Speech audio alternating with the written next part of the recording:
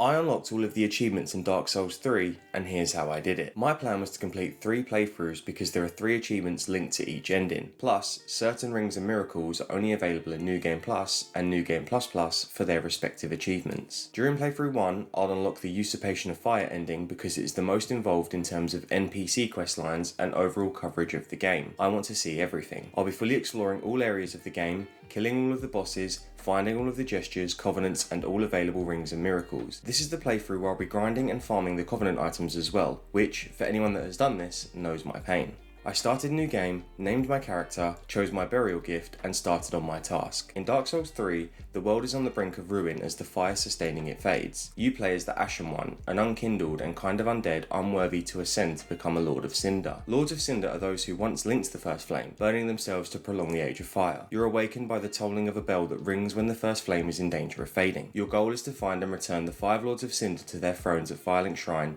in order to link the flame again and restore power to it. While journeying through the first area, the Cemetery of Ash, I earned my first achievement and gesture for lighting a bonfire for the first time, quickly followed by my first boss encounter, Iudex Gundyr, and death.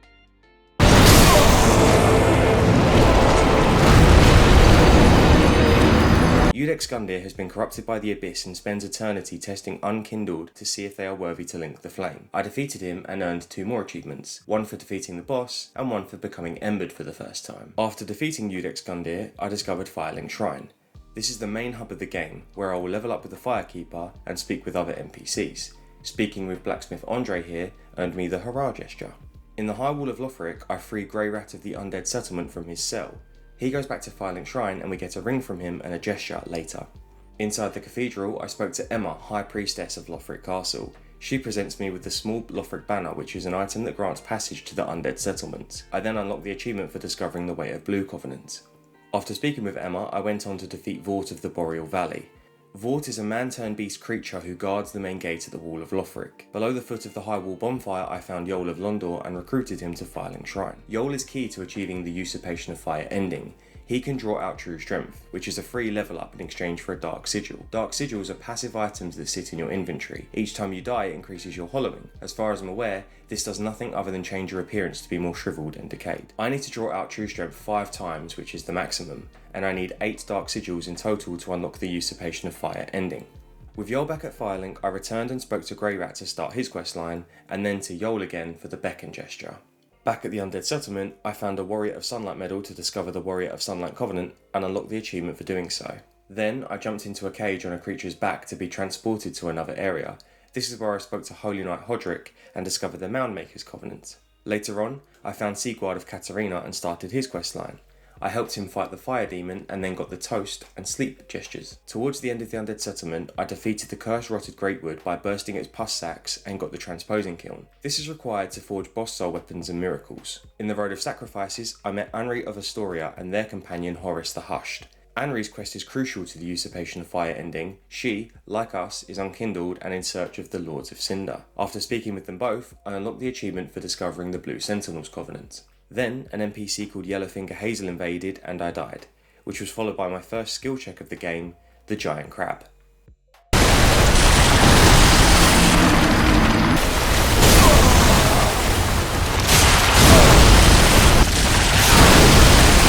After much difficulty, I finally got my revenge for the Great Swamp Ring and met Orbeck of Vinheim. I promised to bring him scrolls in order to learn sorceries and he goes to Firelink Shrine. After that, I defeated the Crystal Sage, a straightforward boss that teleports around the arena and casts spells. Back in Firelink Shrine, I spoke to Cornix of the Great Swamp who I found earlier in the Undead Settlement. He teaches pyromancies and he gave me the welcome gesture. Ringfinger Leonard, another NPC who I met earlier, gives me the lift chamber key. I use this to take the lift down to defeat a Dark Wraith. After speaking with Leonard again, he gives me the applause gesture. Then, I gave the Transposing Kiln to Ludleth of Courland.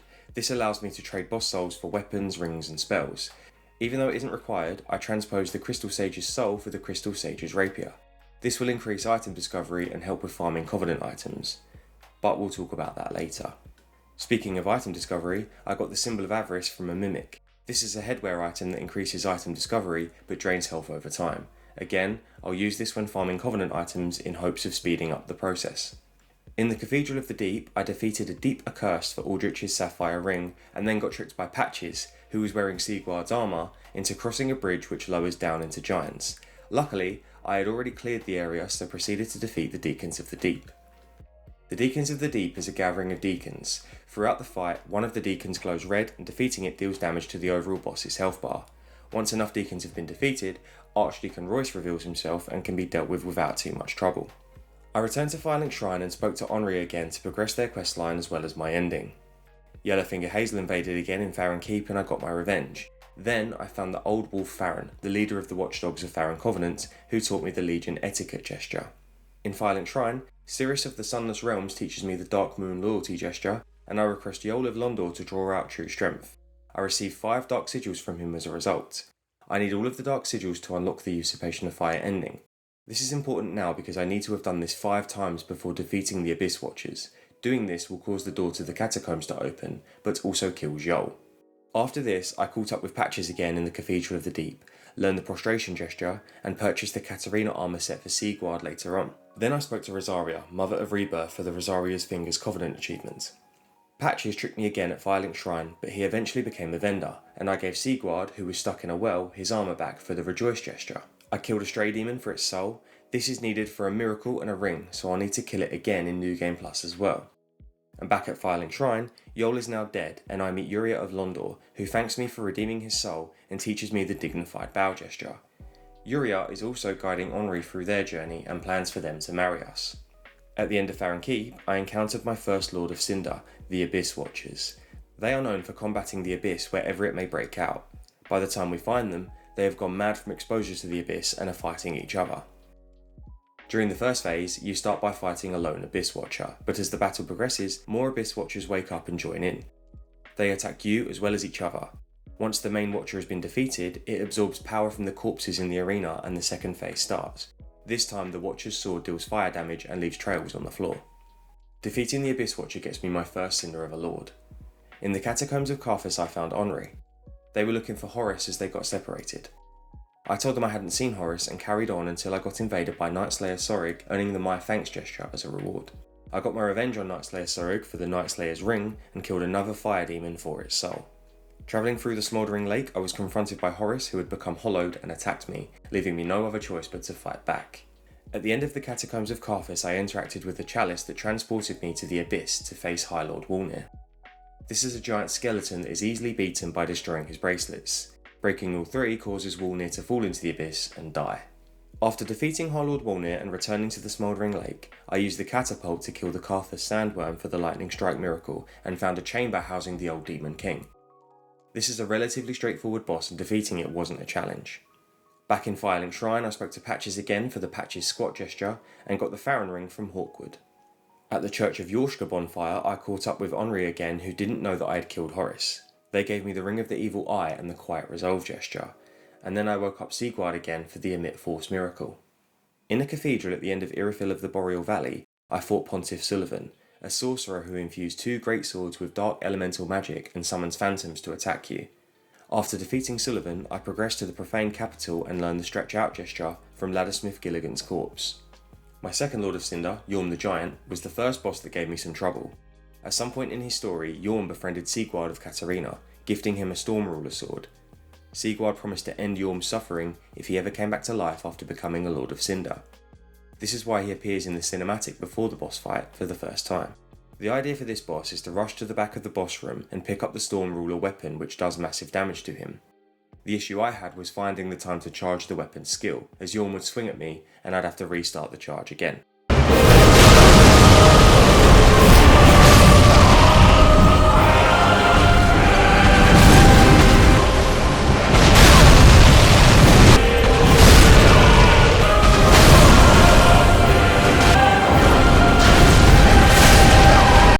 I finally defeated Yorm and took that as an opportunity to start farming Covenant items. This is where completing the game becomes tedious. You have to farm upwards of 30 Covenant items to increase your rank with certain Covenants. These items can be farmed online, but I decided to do it offline as I would farm souls too, which would then help me level up and make me stronger and healthier for the rest of the game. The problem with farming these items offline is that specific Covenant items drop from specific enemies and are not guaranteed to drop. and the drop rates are so low that you could sometimes be farming at the same spot for hours before even collecting one item. Equipping the Symbol of Avarice and Crystal Sage Rapier I collected earlier increases my item discovery, which increases the drop rate percentage. On top of this, I equipped the Covetous Gold Serpent Ring, which also increases item discovery. With my farming loadout equipped, I walked to the Keep Ruins bonfire and farmed 30 Wolf's Blood Swordgrass by killing the same 3 group enemies over and over and over again. Once I collected 30, I moved on to the Farron Keep perimeter bonfire to farm 10 Pale Tongues from the dark graves nearby. After that, I went to the Catacombs of Irithyll bonfire to farm 30 vertebrae shackles by defeating the Grave Warden skeletons in the tunnels. Once I'd finished farming, I continued on to Irithyll of the Boreal Valley, where I found Archdeacon MacDonald and discovered the Aldrich Faithful Covenant. Then I discovered the Dark Moon Tomb and spoke to the pilgrim who was waiting outside. She gave me the Sword of Avowal, which is used to marry Henri, which completes their questline, but more importantly, gets us closer to the Usurpation of Fire ending. On the way to the ceremony, I picked up the brass set and equipped it because it seemed to be there for a reason, and frankly, I liked the look of it. I then walked up to Henri's body and performed the Rite of Avowal, receiving 3 more dark sigils, bringing my total to the 8 that I needed. Back at Firelink Shrine, Yuria congratulated me on the ceremony and told me to link the fire. This would be the last step for the ending. In Anor Londo, I discovered the Blade of the Dark Moon Covenant and faced Aldrich, Devourer of Gods. Aldrich is my third Lord of Cinder, who was once a cleric who, in his search for power to link the First Flame, started to eat humans and absorb their essence. By the time we come across Aldrich, he is a maggot-ridden sludge of rotten flesh and bones who puppeteers a dead Gwyndolin, a boss from Dark Souls 1. I died to Aldrich a lot.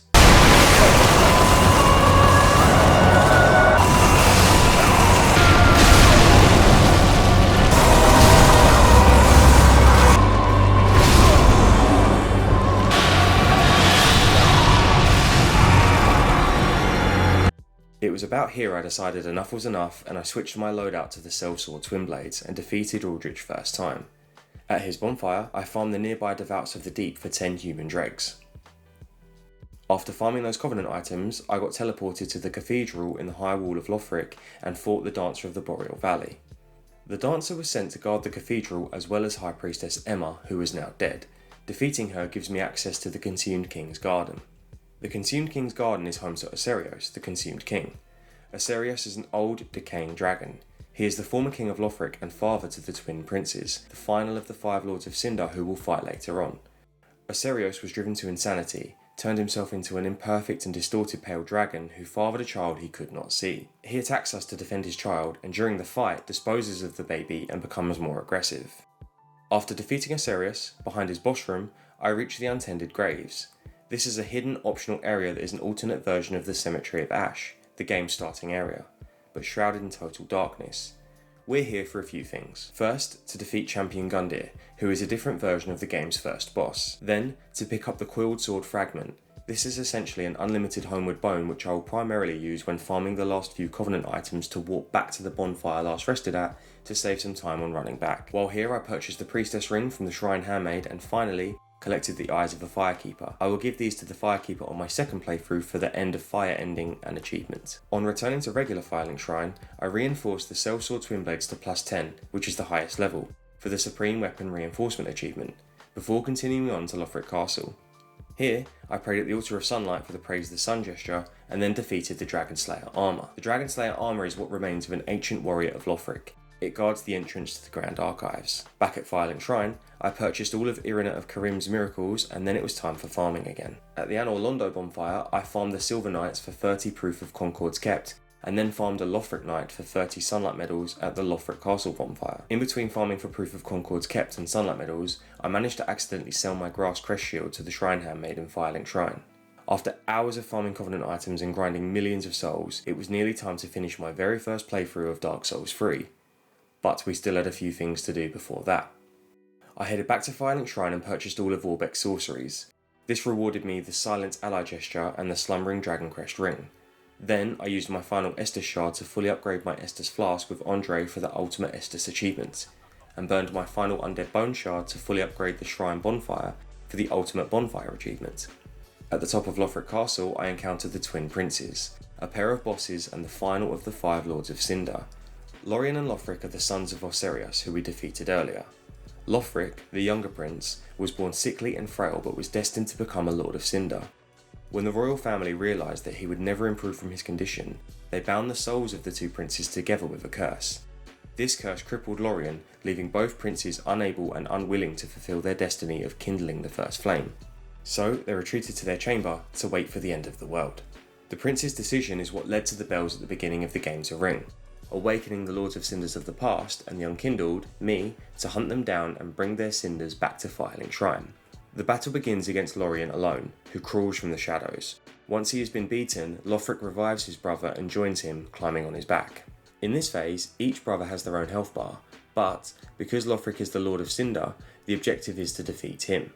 If Lorien is killed again, Lothric will continue to revive him.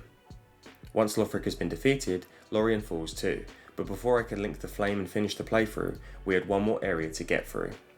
Using the Path of the Dragon gesture, I was transported to Archdragon Peak, and got an achievement for reaching it.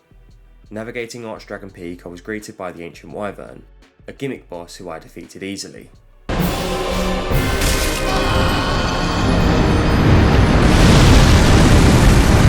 A gimmick boss that can be defeated easily.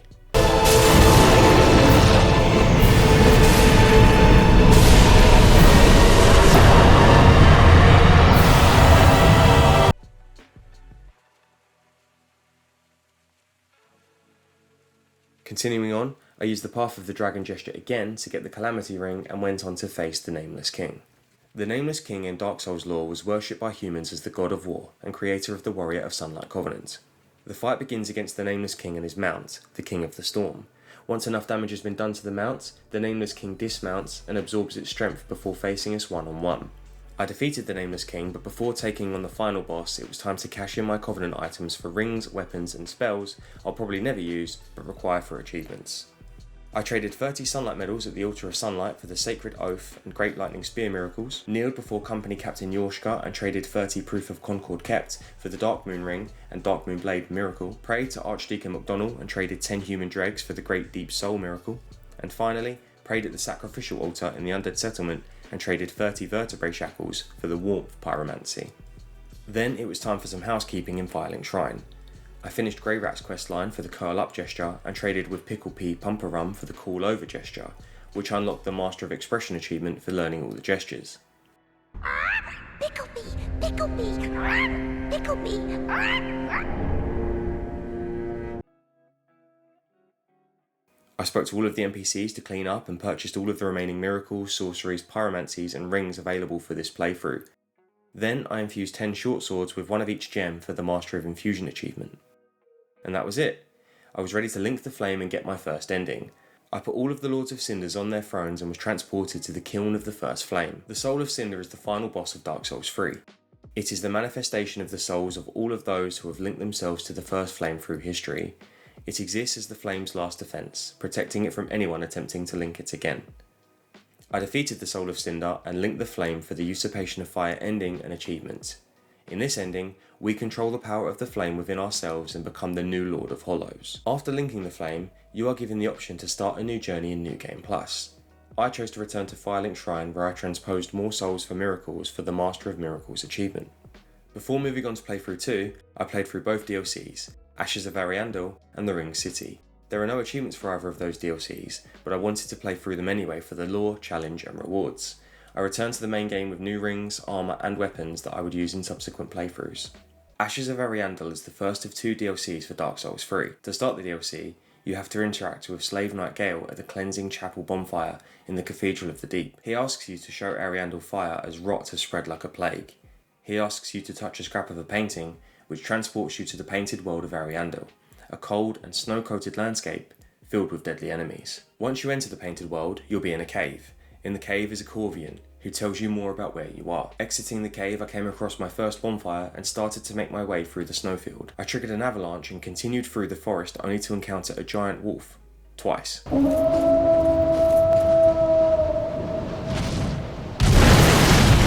Crossing a rope bridge towards a cathedral, I met Sir Vinhelm, who tells me to speak to Friede for guidance if I'm lost.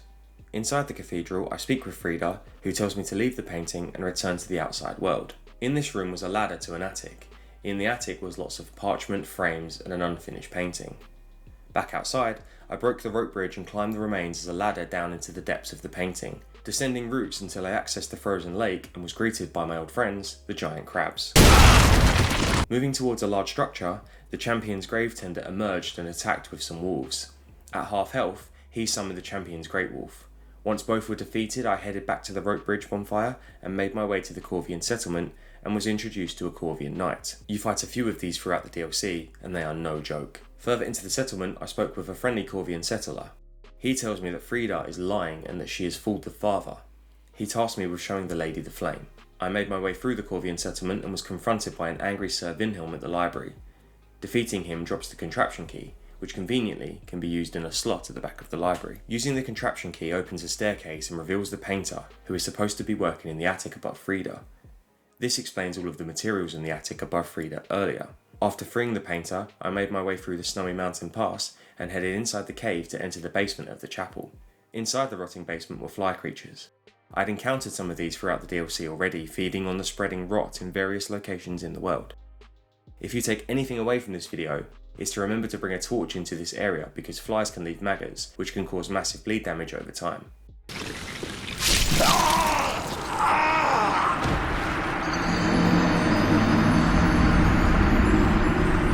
Interacting with a lever in the basement triggered a cutscene, opening a staircase by Friede. Before returning to her, I went through an illusory wall where I dropped down some roots only to be invaded by Pyromancer Dunnel. Defeating him got me a spell. Warping back to Ariandel Chapel, it was time to face the final boss of the DLC and for the truth to be revealed. I found Father Ariandel, who is a large, deformed Corvian who had been trapped below the chapel. He is bound and tied to a chair with his head sunk into a large bowl. It turns out that the reason Friede was so firm with inviting me to leave was because she was guarding Father Ariandel and the flame of the painting. Father Ariandel is the keeper of the painted world of Ariandel, and his task was to unleash the flame when the painting began to rot. This was a custom intended for making way for the next painted world. However, Friede opposed this custom because she preferred a slow death in the comforting rot and managed to convince him to bury the flame of the painting and to quench it with his own blood. He constantly flails himself, bleeding into the flame to prevent the fire from burning his world. This explains what the friendly Corvian settler was talking about when he said that Friede is lying and has fooled the father. The Corvian knights, who were infatuated with Friede, swore to protect the painting from fire, killing anyone who opposed her. The painter was imprisoned and guarded by Sir Vinhelm to prevent her from restoring the painting. And Slave Knight Gael, the NPC who transported us to this world, escaped the painting, taking with him a rotting scrap of it, to search for another unkindled that will fulfill the prophecy of the painting. Me. Confronting Father Ariandel forces Friede to wield her scythe to defeat us in an attempt to prevent the painted world from being burned away, and the boss fight begins. Phase 1 is Sister Friede on her own.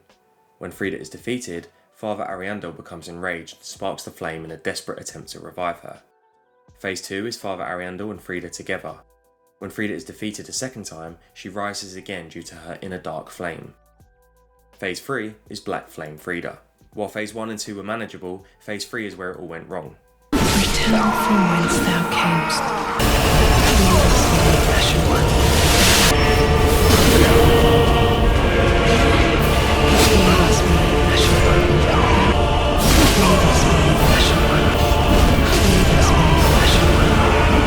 And then I got tilted.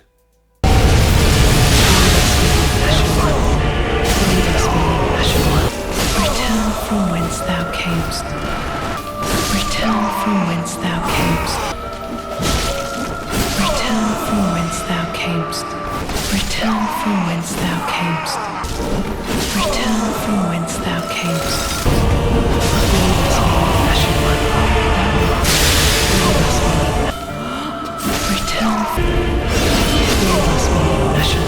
Return from whence thou And more tilted. Return from whence thou camest.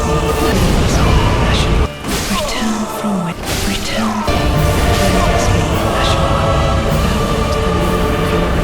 and have thy subjects to guide.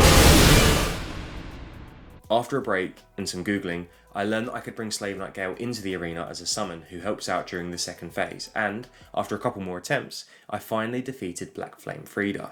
When both Father Ariandel and Sister Friede die, the prophecy is fulfilled and the flame burns strong. The bonfire to the Ring City DLC appears in Sister Friede's arena, but before moving on, I spoke with the painter again in the attic and then the Corvian settler, who both acknowledged that the painted world was burning away and rewarded me with a Titanite slab. The Ring City is the second of 2 DLCs for Dark Souls 3. and as of the time of recording is the ending and final content of the Dark Souls series. I accessed the DLC from Sister Friede's arena after defeating her in the painted world of Ariandel. The Ring City is said to be located at the world's end at the close of the Age of Fire. It is implied that the unnatural prolonging of the Age of Fire has caused irreparable damage to the world. As the world ends, all the lands converge upon themselves, looking like a seemingly unending barren wasteland as far as the eye can see. The cathedral at the centre of the city protects the sleep of Princess Filianore and hides the Dark Soul. I arrived in the Dreadkeep and spoke to the stone-humped hag who was watching over the merging of the kingdoms and musing over the end of the world. I then started my descent through the Dreadkeep, dealing with the Mercmen along the way. Here I picked up the Ring of Steel Protection +3. I take this as well as the other +3 rings from this DLC into my New Game Plus playthroughs for my completionist run. I met up with Amnesiac Lap and started his questline. Lap is a hollow who has forgotten his past, even his own name. He starts by asking if I've seen the Purging Monument in the hopes that he can use it to remember his former identity. I progressed to the Earthen Peak ruins and found Lap again. I spoke to him and he talks about finding a precious treasure in the swamp. By reloading the area a few times, he fetches the treasure for me and gives me a Titanite slab. Exploring the area further, I was invaded by Desert Pyromancer Zoe and defeated her for the Flame Fan, and then continued to fight the first boss of the DLC, the Demon Prince. This boss fight starts out as two bosses, the demon from below and the demon in pain. They are the same, but one deals fire damage and the other deals poison. Once both demons are dead, the remaining one will transform into the Demon Prince. Once the Demon Prince was defeated, I found the small envoy banner on a corpse. In the ringed inner wall, I found Lap again. He asks for the location of the Purging Monument again. He stays in this location until you find it. I was invaded by Alva, Seeker of the Spurned, and died. At the top of the stairs above the Ring City Street swamp was a church with a locked door. An NPC called Shira speaks to me through the door and asks us not to wake Princess Filianore on our travels and also to end Midir's suffering. Without getting into too deep of a lore rabbit hole, Filianore is worshipped as a goddess and fell into a deep sleep hugging an egg. Somehow, this caused a space-time barrier that isolated the Ring City from the effects of the fading First Flame. Midir is a dragon who was tasked by the gods with fighting against the Abyss and its creations.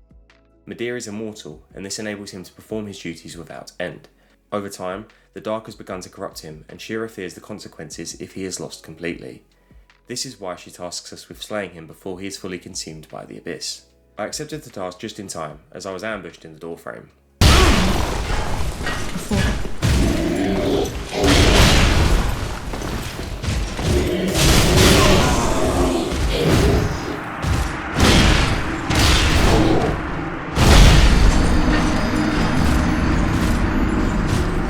Later on, I was invaded again by Alvar, Seeker of the Spurned, and defeated him this time, and then was invaded by Silver Knight Lido. After defeating him, I dropped down some ledges for Havel's Ring +3. In a swamp area, I fought an Iron Dragon Slayer who dropped the Iron Dragon Slayer set. I ended up wearing this set for the rest of the DLC. In this area there's a secret that in order to trigger, you need to bear humanity in disguise. To do this, I used one of the young white branches found in the swamp area. Making your way through this secret area, you will find the Purging Monument that Lap wanted you to find. After this, I headed back to Lap and told him about the monument. He thanks me and promises to remember me as a friend, no matter what. Going through some tunnels, I was invaded by a Moaning Knight. After defeating him, I found Lap striking a familiar pose at a gravesite. He thanks me for restoring his memories and mentions the possibility of finding treasure if I peep past the broken staircase. In a shock twist, Lap kicks me off the staircase and reveals himself to be Patches. He goes on about how he doesn't actually have any worldly wants, wishes us well, and then leaves, leaving Lap's armour set where he once stood. On a bridge, Midir the Dragon decided to attack me. After attacking him a few times, he fell into the abyss. After knocking off Midir and doing some exploring, I dropped down onto a statue and picked up the Chloranthy Ring +3. During the Dark Eater Midir boss fight, I did pretty well on my first attempt, but died.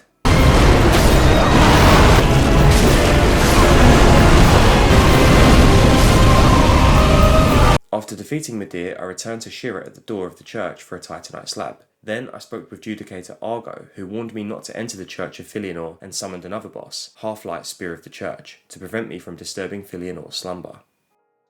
After defeating Halflight, I found a sleeping Filianore and touched the embraced shell. This shatters the egg, removing the space-time barrier, turning the Ring City to ash, and Filianore's body becomes hollowed. Shira invades me and is now hostile, no doubt unhappy because I woke up Filianore when she asked me not to. Defeating her opens the church door where her armour set can be found. After defeating Shira, I found the Pygmy Lord crawling in the ash towards the tower, calling to Filianore for help from the Red Hood who has come to eat them. The red hood the Pygmy Lord is referring to is the Slave Knight set worn by none other than Slave Knight Gael, the NPC from the Cleansing Chapel who warped us to the Ashes of Ariandel DLC. After the events of that DLC, Gael set out to find the Dark Soul and bring it back to the painter in the attic, so that she could complete her painting of a new world. He knew that he didn't have a champion strength, and that bearing the Dark Soul would ruin and consume him. Even still, he set out on his mission. Gael's journey brought him to the Ring City at the end of the world, where the Dark Soul was contained. The inhabitants of the Ring City, the Pygmies, were holders of the Dark Soul, and Gael had been slaughtering and eating the Pygmies and absorbing their essence of the Dark Soul. This is when we reunite with Gael. He has been fully consumed both physically and mentally by the Dark Soul, and demands our portion of it. Slave Knight Gael is the main and final boss in the Ring City DLC. Defeating him drops the blood of the Dark Soul. I return to the painter in the painted world of Ariandel to give her the blood of the Dark Soul, fulfilling Gael's duty in death. With the DLCs completed, I started my next playthrough. New Game Plus in Dark Souls 3 is a way to replay the game while keeping your current stats and gear. It also gives enemies more health and damage, but the reason we need to do consecutive playthroughs is to find the new rings and get the other endings. The ending for playthrough 2 is the End of Fire ending. To do this, I had to collect the Eyes of the Firekeeper from the untended graves again, because they were removed from my inventory at the beginning of New Game Plus, and give them to the Firekeeper before killing the Soul of Cinder, and then summon the Firekeeper without touching the last bonfire. During playthrough 2, I collected some of the enhanced rings that were only available in New Game Plus, and acquired the remaining sorceries and pyromancies for the Master of Sorceries and Master of Pyromancies achievements. Shout out to Ben from Platinum Chasers for his walkthrough. I also used the fact that I was overleveled from soul farming and completing both DLCs to my advantage, and killed the giant crabs on this playthrough easily, and recollected the Grasscrest shield that I had mistakenly sold earlier on. After defeating the Soul of Cinder, I activated the Firekeeper's summon sign and let the cutscene play out. In this ending, the Firekeeper takes the first flame into her hands and lets it die out, ending the Age of Fire. From there, I headed straight into New Game Plus and started Journey 3. This time I wanted to experiment with different armour sets and weapons, so opted for a heavier build, with the goal of being able to take more damage and additional poise, while also taking out enemies quicker. I soon realised that not only did this not suit my playstyle, but it didn't help me when sprinting through areas because I was avoiding a lot of enemies to get to the rings and bosses I needed as quickly as possible. Playthrough 3 was simple. Rush through the game, collecting the last few enhanced rings I needed for the achievement and getting the third and final ending, to link the first flame. This is the easiest ending as there is no requirements other than killing the Soul of Cinder and linking the first flame. After defeating all of the Lords of Cinder for the third time, it was time to head back to Archdragon Peak to take on the Nameless King for the second and final time to gain access to the Covetous Gold Serpent Ring +2 and the Master of Rings achievement. With every other achievement unlocked, it was time to defeat the Soul of Cinder, link the first flame and unlock my final 2 achievements, to link the first flame and the Dark Soul for completing all achievements. And that was how I unlocked every achievement in Dark Souls 3. I hope you enjoyed this video. I plan on continuing my journey through From Software's games with Sekiro and Elden Ring, so please do consider subscribing if you'd be interested in seeing those. Let me know if you've completed or platinumed Dark Souls 3 and how you found it in the comments below, and I'll speak to you soon.